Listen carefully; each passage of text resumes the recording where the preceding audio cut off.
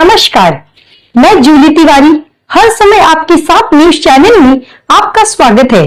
तो चलिए नजर डालते हैं आज के कुछ मुख्य समाचारों पर। अमरनाथ नगर पालिका चुनाव, मनीषा वालेकर ने भरा नामांकन, समर्थकों के साथ किया भव्य शक्ति प्रदर्शन। आज अमरनाथ नगर पालिका चुनाव के लिए नामांकन की अंतिम तारीख थी और इस मौके पर शिवसेना की ओर से मनीषा वालेकर ने नगराध्यक्ष पद के लिए अपना नामांकन फॉर्म दाखिल किया। अपने समर्थकों के साथ सैकड़ों की भीड़ लेकर मनीषा वालेकर नगर पालिका पहुंची और जोरदार शक्ति प्रदर्शन किया, जिससे चुनावी मैदान में उनकी सक्रियता साफ नजर आई। इस अवसर पर अरविंद वालेकर, माजी नगर सेवक राजेंद्र वालेकर और माजी नगर सेवक निखिल वालेकर सहित कई वरिष्ठ नेता और कार्यकर्ता मौजूद थे। नामांकन प्रक्रिया में खासदार श्रीकांत शिंदे, आमदार बालाजी किनीकर, शहर प्रमुख अरविंद वालेकर, जिला अध्यक्ष गोपाल लांडगे और माजी नगराध्यक्ष सुनील चौधरी भी उपस्थित रहे। इन नेताओं की मौजूदगी ने मनीषा वालेकर के समर्थन में भाजपा के खिलाफ शिवसेना के चुनावी संगठन की ताकत को स्पष्ट रूप से दिखाया। मनीषा वालेकर ने मीडिया से बातचीत में कहा, युति का अहवाल वरिष्ठ नेताओं को भेजा गया है, लेकिन स्थानीय स्तर पर निर्णय नहीं होने के कारण मैंने स्वतंत्र रूप से चुनाव लड़ने का निर्णय लिया है। मेरा उद्देश्य अपने समर्थकों और नागरिकों की आवाज को नगर पालिका में मजबूती से पहुंचाना है।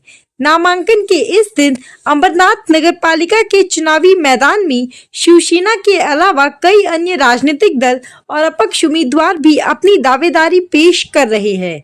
मनीषा वालेकर का यह नामांकन और उनके समर्थकों का भव्य शक्ति प्रदर्शन चुनावी प्रतिस्पर्धा को भी और रोचक और तनावपूर्ण बना दिया है।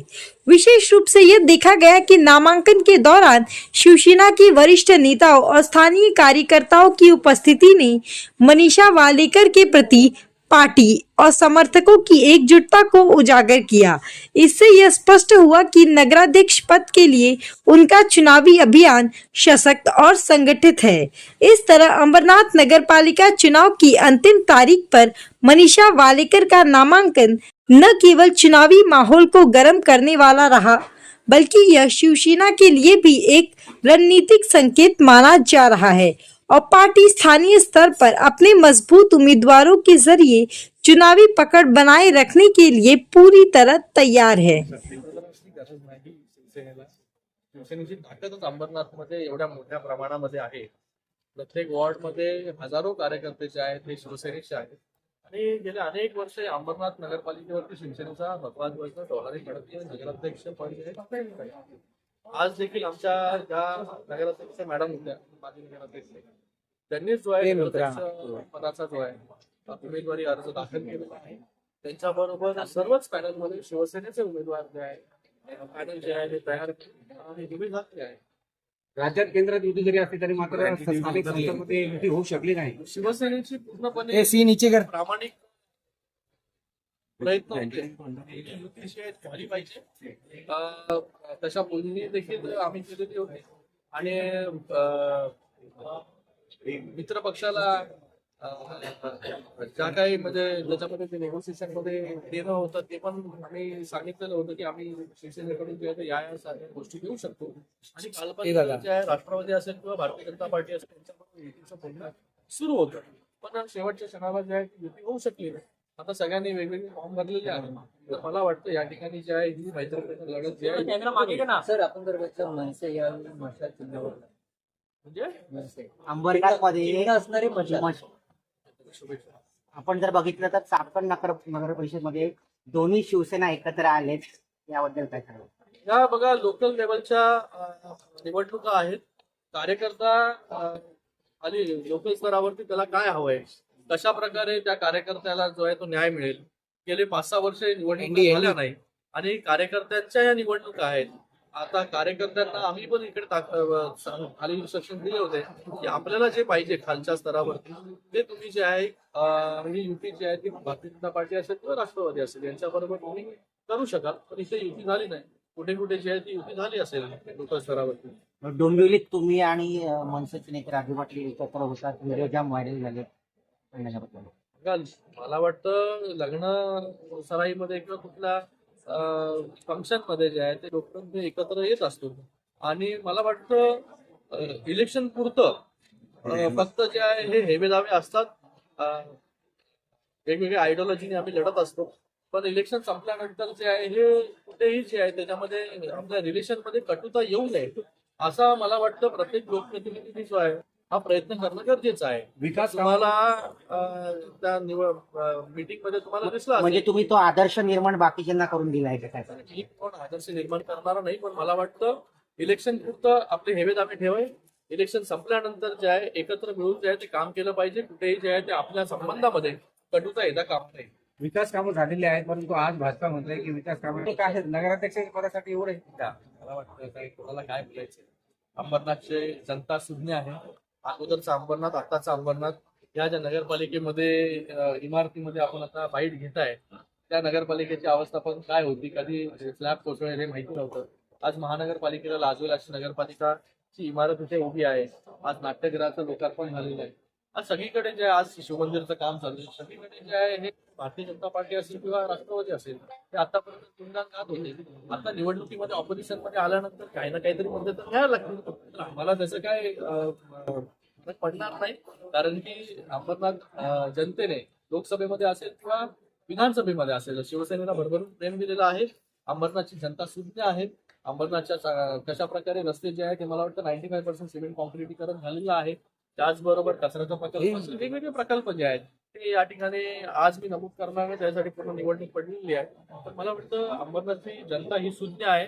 आम्हाला कोणावरती टीका करायची नाही. इथे युतीमध्ये आम्ही केंद्रामध्ये देखील आणि महाराष्ट्रामध्ये देखील युतीमध्ये आहोत. तेही आमच्याही कार्यकर्त्याकडून युतीमध्ये पिठाचा खडा पडेल असे वक्तव्य जे आहे ते होणार नाही. आम्ही जे आहे विकासावरती बोलू आणि विकासावरती मत मागू. क्या पब्लिक यहाँ भी सब कुछ जानती है? 100% पब्लिक है ये सब का. आज पक्षाकडनं एबी फॉर्म आणि आज उमेदवारी अर्जाची अंतिम तारीख होती. आज आम्ही या ठिकाणी मोठ्या जल्लोषात आणि मोठ्या संख्येने अंबरनाथचे नागरिक, शिवसैनिक, आमचे सर्व वरिष्ठ, आमचे खासदार साहेब, आमचे जिल्हा प्रमुख लांडगे साहेब, आमचे आमदार डॉक्टर बालाजी किनीकर साहेब या सगळ्यांच्या उपस्थितीमध्ये आज आम्ही आमचा उमेदवारी अर्ज नगराध्यक्ष पदाचा देखील आणि नगरसेवकांनी देखील या ठिकाणी अर्ज दाखल केलेले आहे. वेगवेगळ्या उमेदवारांनी अर्ज दाखल केला भाजपा सरकारने. आम्ही विधानसभा युतीत लढलो, लोकसभा युतीत लढलो आणि स्थानिक स्वराज्य संस्था देखील आम्हाला युतीमधूनच लढायची होती. त्याचा प्रस्ताव आम्ही दिला देखील होता, परंतु त्यांनी घाईघाईने आपली उमेदवारी आधीच जाहीर केली. आम्ही शेवटपर्यंत प्रयत्न केले की युतीमध्येच आपल्याला लढायचं आहे आणि आमचे वरिष्ठ एकनाथजी शिंदे साहेब असतील, मुख्यमंत्री देवेंद्र फडणवीस साहेब असतील किंवा अजितदादा असतील, हे प्रत्येक व्यासपीठावरून सांगत असतात की आपण युतीमधूनच लढलं पाहिजे, युतीमधूनच हे केलं पाहिजे. परंतु स्थानिक जे त्यांचे हे आहेत स्थानिक पातळीवर त्यांना का नाही वाटलं माहित नाही, काय त्याचं समजलं नाही की का कारण त्यांनी युतीत का नाही लढलं.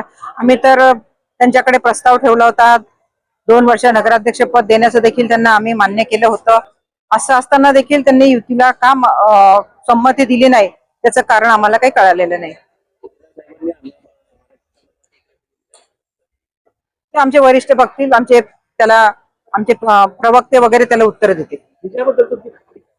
नक्कीच विजयाची खात्री आहे, कारण ह्या अंबरनाथ मध्ये झालेला जो विकास आहे, आमचे खासदार श्रीकांत शिंदे साहेब असतील, आमदार असतील आणि नगरपालिकेच्या माध्यमातून जो विकास या अंबरनाथ मध्ये झालेला आहे, त्यामुळे अंबरनाथचे नागरिक नक्कीच शिवसेनेलाच आशीर्वाद देतील आणि शिवसेनेचाच नगराध्यक्ष या नगरपालिकेवर पुन्हा बसेल. जो शिवसेने का समुद्र अंबरनाथ नगर पालिका पे धड़क रहा था, ये देख के सबके दिल में धड़की बढ़ी है कि शिवसेना ही आएगी. तो आज के लिए बस इतना ही. कल फिर मिलेंगे इसी समय इसी चैनल पर. तब तक के लिए मुझे दीजिए इजाजत. धन्यवाद.